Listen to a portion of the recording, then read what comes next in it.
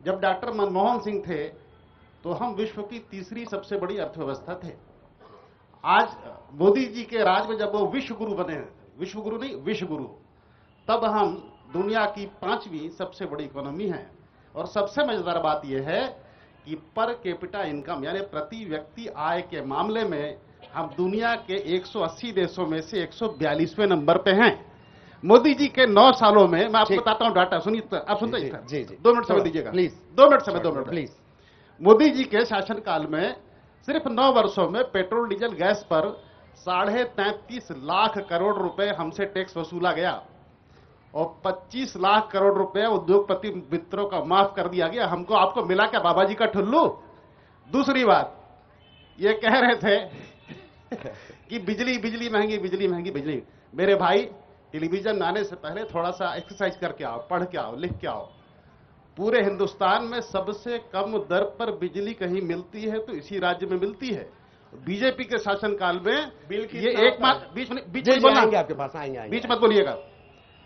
दूसरा, बीजेपी के शासनकाल में हम दुनिया के एकमात्र ऐसे राज्य थे जहां 50 यूनिट का स्लेब होता था, यानी बिजली 1.5 रुपया 50 यूनिट तक, 51 हुआ तो 2.5 रुपये हो जाता था। अब क्या हो रहा है? 49 लाख कंज्यूमर हैं और हमने लगभग 4000 करोड़ रुपया सब्सिडी दी है। अब उसके बाद ये बोले स्कूल पे आता हूं, इनके श्रद्धेय नेता केजरीवाल जी, जिनके बारे में बीजेपी कहती कि आज जाने वाले हैं, कल जाने वाले हैं, वो भी जिस IIT से पढ़ के निकले थे ना, वो हमने बनाया था, वो केजरीवाल ने नहीं बनाया था। तो बेटा अगर बड़ा हो तो बाप से पूछे कि तुमने क्या किया है, तो बेटा अपनी औकात में रहो, बाप बाप होता है।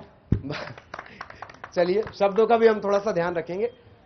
एक कर्मचारी आमतौर पर सीधे सीधे 4 से 5 वोटर्स को प्रभावित करता है।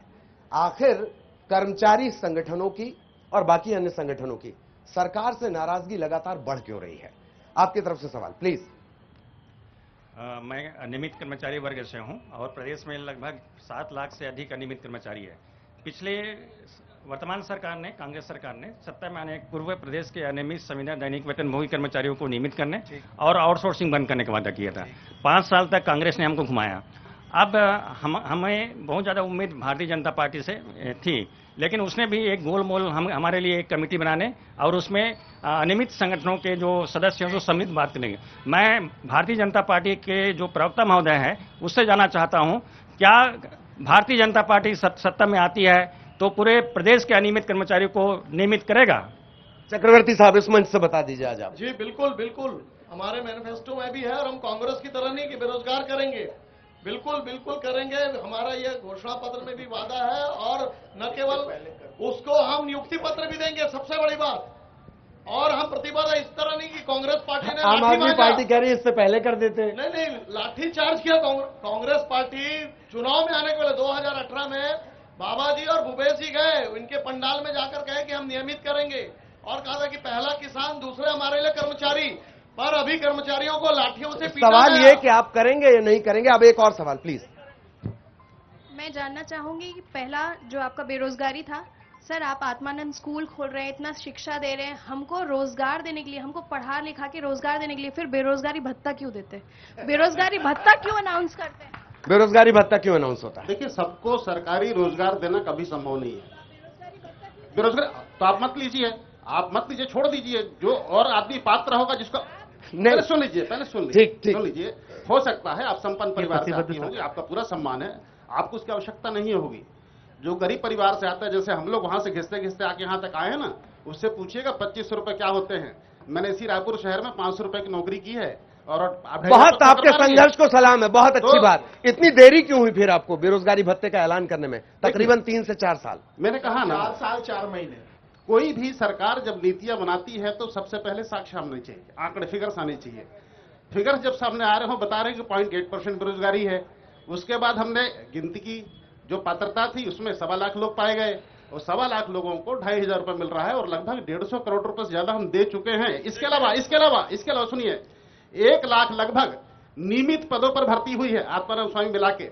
अगर उसके बाद भी कोई बेरोजगार है, इसका मतलब आपकी जो क्षमता है वो उस लायक नहीं है कि आप वहां सेलेक्ट हो सके। ठीक ठीक 1 ठीक लाख ठीक है। लगभग अवाम 1 लाख। अवाम की तरफ से नहीं, एक अवाम की चीज तरफ से कोई सवाल, मैं आ रहा हूं देखिए। चक्रवर्ती साहब, मैं आ रहा हूं, 2 मेहमान और बने हुए हैं जी। थोड़ा पहले एक PSC सवाल लेंगे, घोटाले पहले के बारे में पूछ लीजिएगा। पहले एक सवाल लेंगे प्लीज। पीएससी घोटाले के बारे में भी पूछ लीजिएगा। पुलिस विभाग का कर्मचारी हूं, अभी सस्पेंड हूं क्योंकि आपने मेरे ऊपर 2 जिलों में राजद्रोह लगाया है। ये आपका घोषणा पत्र है और जब हम इसको मांगने आए तो आपने अभनपुर में जैमर लगा के लाइट बंद करवा के पुलिस परिवार की महिलाओं को मरवाया शर्म। और उसके बाद हमको कुछ भी नहीं दिया।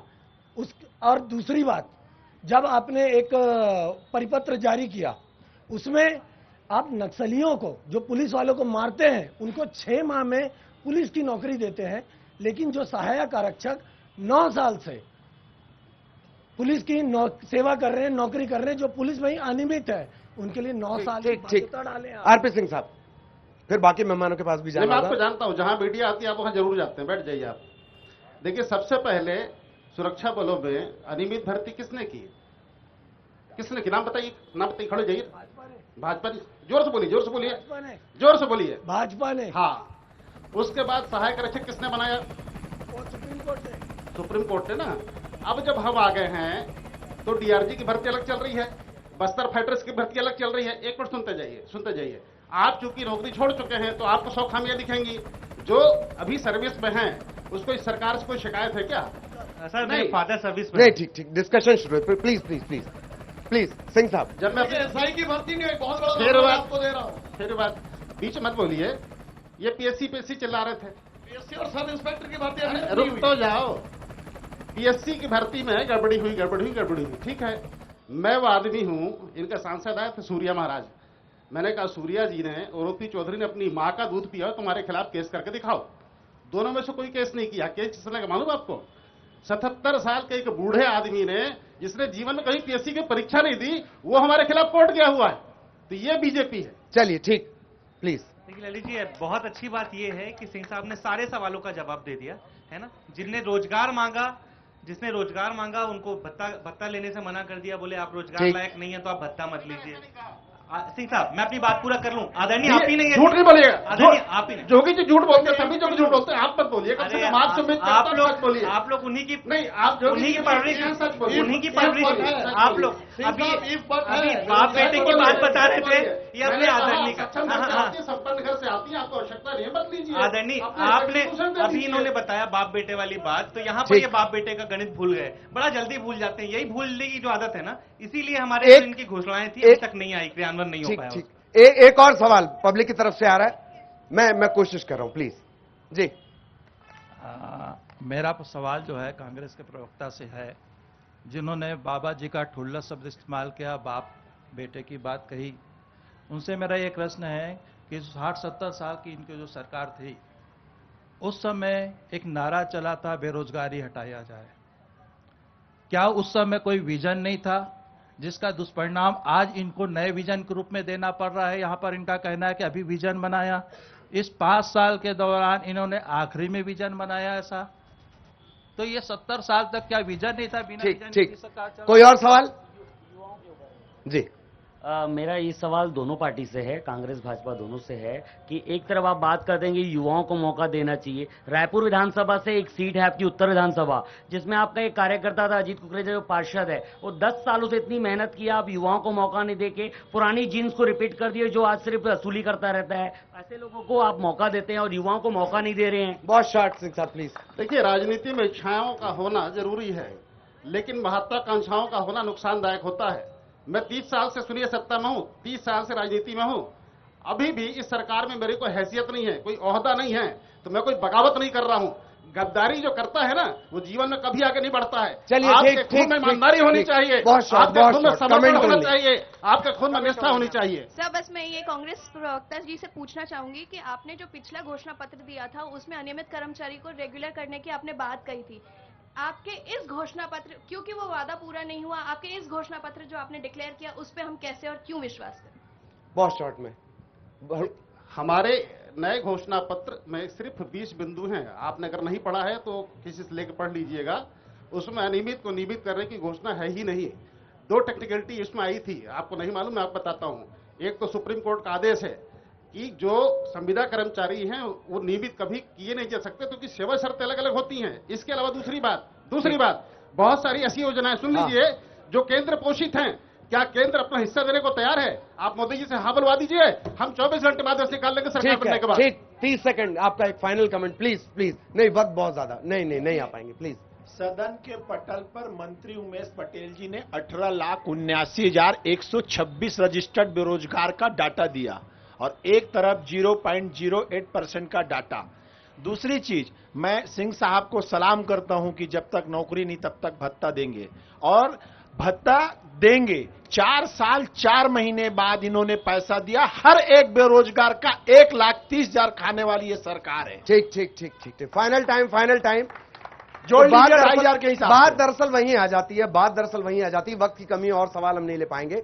और एक बार फिर से मैं उसी विश्वसनीयता की तरफ इशारा कर रहा हूं। इस शो में इतना ही, लेकिन एक बात ध्यान रखिएगा, वोट अपील एक बार फिर मैं आपसे करना चाहूंगा, न्यूज 18 आपसे अपील करना चाहेगा, अपने मताधिकार का जरूर इस्तेमाल करें। और नेताओं के लिए सवाल वही, अभी वादे और घोषणाओं का दौर चल रहा है, और एक बार फिर उस चेहरे को देख लीजिए जिस चेहरे के नाम पर लोग अपना सिर कटाने के लिए निकल पड़ते हैं। आखिर आज नेताओं की विश्वसनीयता पर सवाल खड़े क्यों हो रहे हैं? इस प्रस्तुति में इतना ही, नमस्कार।